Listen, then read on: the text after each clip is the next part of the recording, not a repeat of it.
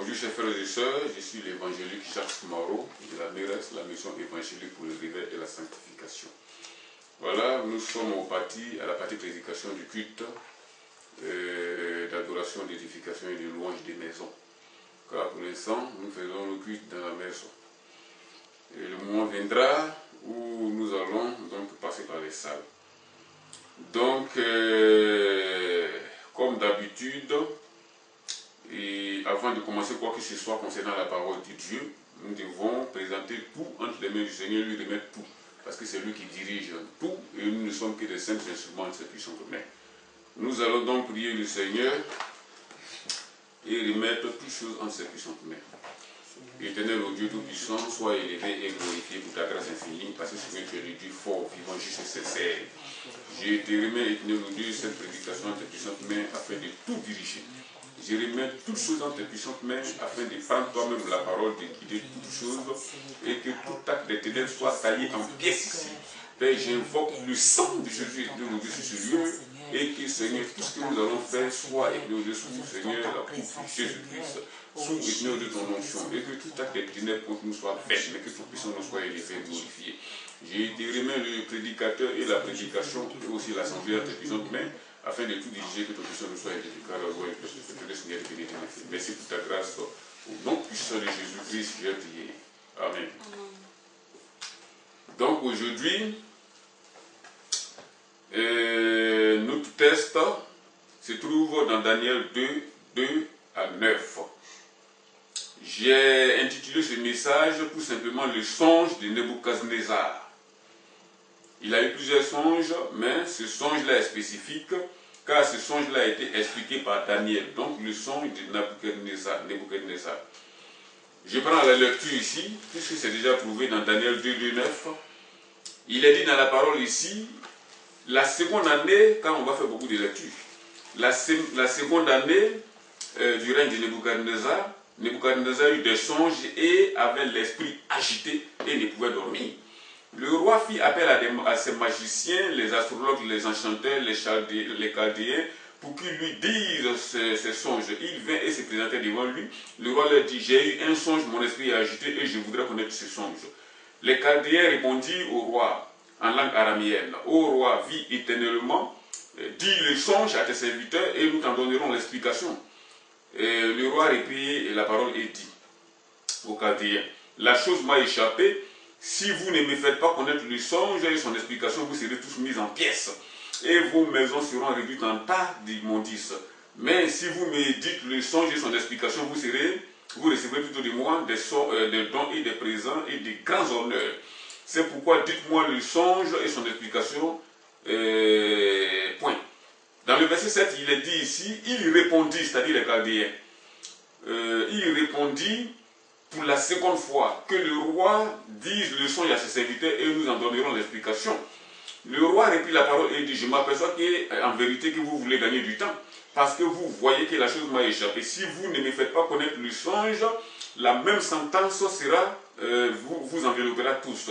Vous voulez vous préparer à me dire des mensonges et des faussetés en attendant que le temps soit changé. C'est pourquoi dites-moi le songe et je saurai si vous êtes capable de me donner l'explication. Les Chaldéens reprirent la parole, répondirent au roi, il n'est personne sur la terre qui puisse dire ce que vous demandez au roi. Aussi, jamais roi, quelque grand et puissant qu'il a été, n'a exigé une pareille chose à aucun magicien, astrologue ou chaldéen. Ce que le roi demande est difficile, il n'y a personne qui puisse le dire au roi, excepté le Dieu dont la demeure n'est pas parmi les hommes. Alléluia. Là-dessus, le roi s'est mis en colère. Bon, nous passons ce paragraphe. Et nous sautons jusqu'au verset 16 du chapitre 2, toujours de Daniel ici, en disant, et Daniel se rendit vers le roi et le pria de lui accorder du temps pour donner au roi l'explication. Ensuite, Daniel alla dans sa maison et instruisit de cette affaire à Ananias, Michel, Azaria et ses compagnons, les engagea à implorer la miséricorde du Dieu des cieux, afin qu'on ne fasse pas périr Daniel et ses compagnons avec le reste des sages de Babylone. Alléluia. Donc, et nous nous sommes finalement arrêtés au verset 16 ici, mais après, pendant la prédication, nous allons déborder ces versets. Alléluia. Donc, je disais quoi au départ ici? La seconde année du règne de Nebuchadnezzar. Nebuchadnezzar eut des songes, il avait l'esprit agité et ne pouvait dormir. Le roi fit appel à ses magiciens, ses astrologues, les enchanteurs et les chaldéens.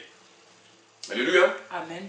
Nous savons que à chaque cour du roi, il y avait toutes sortes d'hommes. Il y avait des conseillers, il y avait des sorciers, il y avait des chaldéens. Les chaldéens, c'est des magiciens et des gens qui prédisent l'avenir ou qui disent des songes ou qui conseillent le roi dans les questions spirituelles.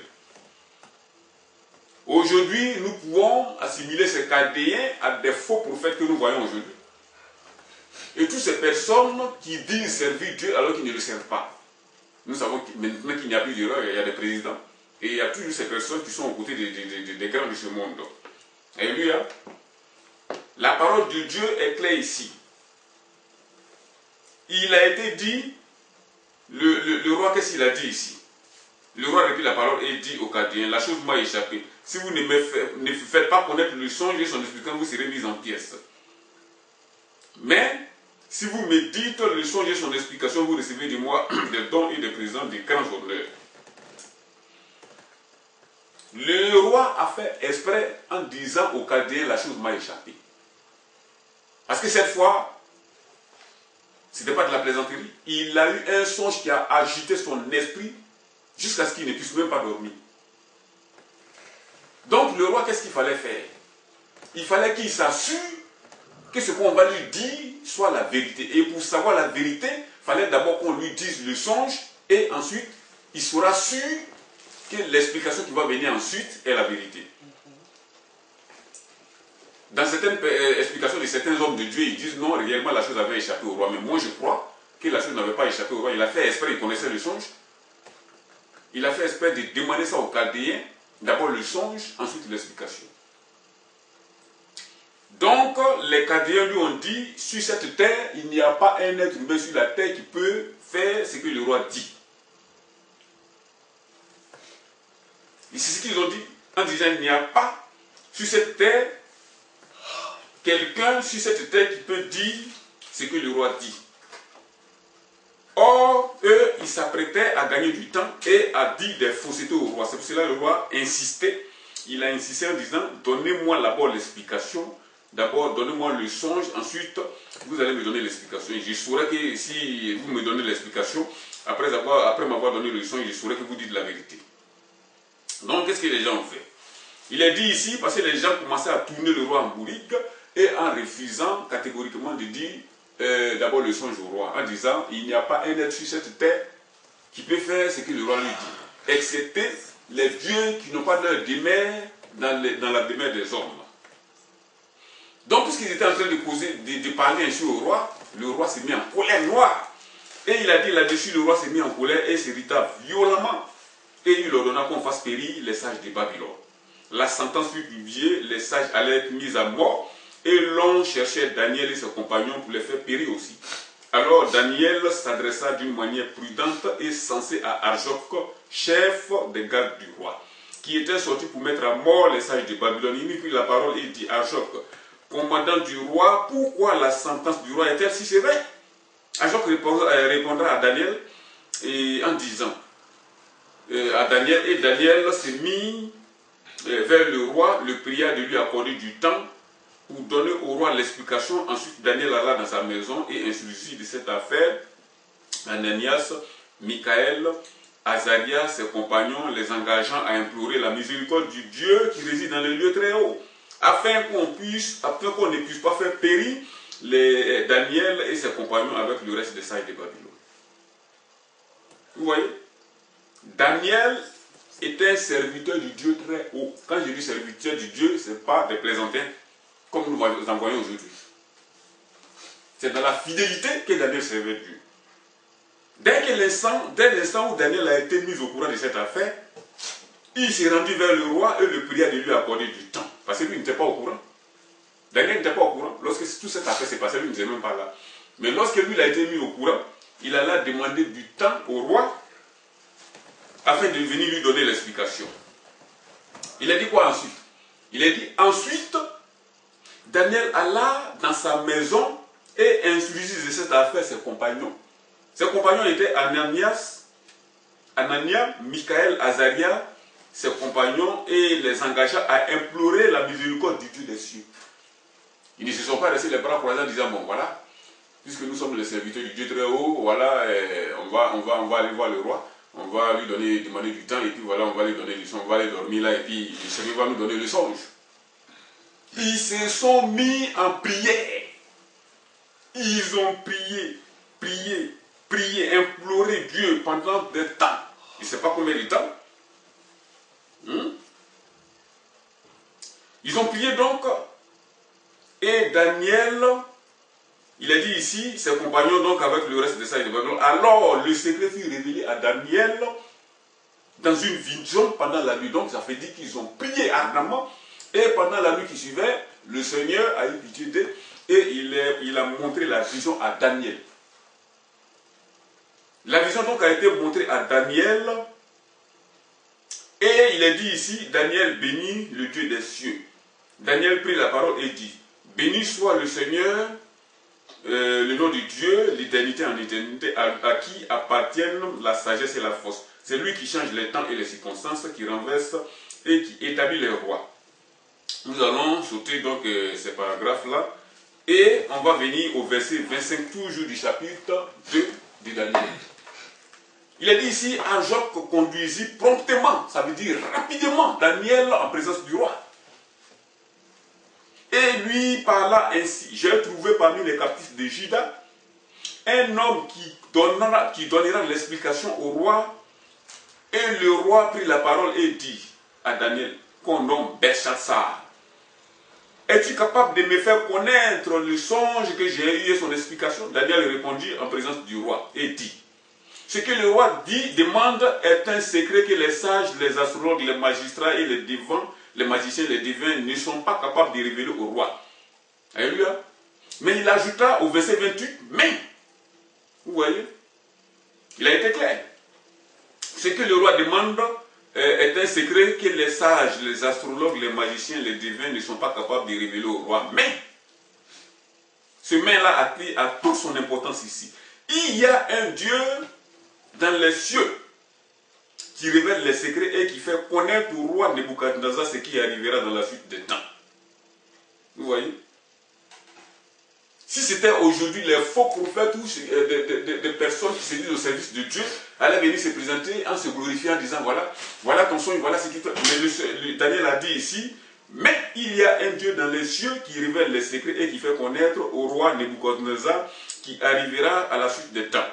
Aujourd'hui, nous voyons beaucoup de personnes, des serviteurs de Dieu, des soi-disant serviteurs de Dieu, des pasteurs, qui disent j'ai guéri celui-ci, j'ai fait cela, j'ai guéri un fou. J'ai délivré ce malade, sans oublier de dire que c'est l'acte et l'œuvre de Jésus-Christ, le Fils de Dieu.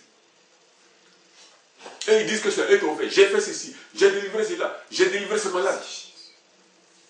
Alors qu'un vrai serviteur de Dieu, voilà sa réponse ici. Mais, il y a dans les cieux un Dieu qui révèle les secrets et qui fait connaître au roi Nebuchadnezzar ce qui arrivera dans la suite des temps. C'est ce que Daniel a dit. C'est un serviteur fidèle du Seigneur Jésus-Christ. Maintenant, Daniel donc lui a révélé le songe. Il a révélé le songe à Nebuchadnezzar.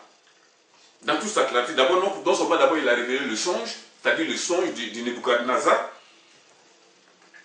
Et ensuite, il a révélé la suite du songe, c'est-à-dire ce qui va se passer. Vous voyez? Et qu'est-ce que Nebuchadnezzar a fait après avoir écouté Daniel? Après avoir révélé son songe, et ensuite après avoir révélé ce que le songe voulait dire. Vous prenez le verset 46, toujours du chapitre 2 de Daniel. Il a dit ici, alors, le roi Nebuchadnezzar tomba sur sa face et se prosterna devant Daniel, et il ordonna qu'on lui offre des sacrifices et des parfums. Le roi adressa la parole à Daniel et dit, en vérité, votre Dieu est le Dieu des dieux et le Seigneur des rois. Et il révèle les secrets, puisque tu as pu découvrir ces secrets. Ensuite, le roi éleva Daniel et lui fit de nombreux présents. Et il lui donna le commandement de toute la province de Babylone et l'établi chef suprême de tous les sages de Babylone. Et Daniel pria le roi de remettre l'intendance de la province de Babylone à Shadrach, Meshach et Abednego. Et Daniel était à la cour du roi. Vous voyez? Le roi, le puissant roi Nebuchadnezzar tomba en face de Daniel. Vous voyez? Il tomba en face devant Daniel. Et qu'est-ce qu'il a dit ici? Et se prosternant devant Daniel et il ordonna qu'on lui offrit des sacrifices. Ce sont des gens qui sont tellement habitués au sacrifice qu'il n'a pas tenu compte de ce que Daniel lui a dit avant même de lui révéler le songe et l'explication du songe. Daniel lui avait dit que ce n'est pas moi qui va faire cette révélation, mais il y a un Dieu dans les cieux qui révèle les secrets. S'il avait très bien écouté Daniel, il n'allait pas tomber en face devant Daniel. Mais comme ce sont des gens qui vivent par la chair, qui sont très habitués aux idoles et aux sacrifices, il est tombé en face devant Daniel, comme si c'est Daniel qui révélait les secrets. Et lui, le roi adressa la parole et dit, en effet, en vérité, votre Dieu, maintenant il reconnaît que Dieu est Dieu, que votre Dieu est le Dieu des cieux, et le Seigneur des rois, et il révèle les secrets, puisque tu as pu découvrir ces secrets. Ensuite, le roi éleva Daniel et lui fit de nombreux et riches présents. Il lui donna le commandement de la province de Babylone et l'établit chef suprême de tous les sages de Babylone. Il est ensuite dit, Daniel pria le roi de remettre l'intendance de la province de Babylone à Shadrach, Meshach et Abednego, et Daniel resta à la cour du roi. Vous voyez? Quand j'ai dit Daniel est un serviteur du Dieu très haut, c'est un serviteur du Dieu très haut. Parce que l'égoïsme, il ne connaît pas. Si c'était quelqu'un, il allait dire, ben, je vais garder tout ce que le roi m'a donné. Y compris l'intendance de la province de Babylone, parce que c'est moi qui ai révélé le secret au roi, et de toute façon, je dois m'accaparer de tous. Mais il a prié le roi de donner l'intendance de la province de Babylone à Shadrach, Meshach, Abednego et Daniel. Resta à la cour du roi. Nous connaissons aujourd'hui la plupart des serviteurs de ce monde. S'ils étaient dans ce cas-là, on sait ce qui allait se passer. Il allait oublier immédiatement ses compagnons, Abednego, Shadrach et Meshach. Mais Daniel était un serviteur du Dieu très haut et un homme juste, sans égoïsme. Il a prié le roi de donner l'intendance de la province de Babylone à Shadrach, Meshach, Abednego et Daniel. Vous voyez? Quand on est au service du Dieu très haut, il faut aussi agir comme le Dieu très haut le dit. Mets la montre à marche. Montre. J'ai dit donc que Daniel est un homme qui ne connaissait pas l'égoïsme. Alléluia. Amen.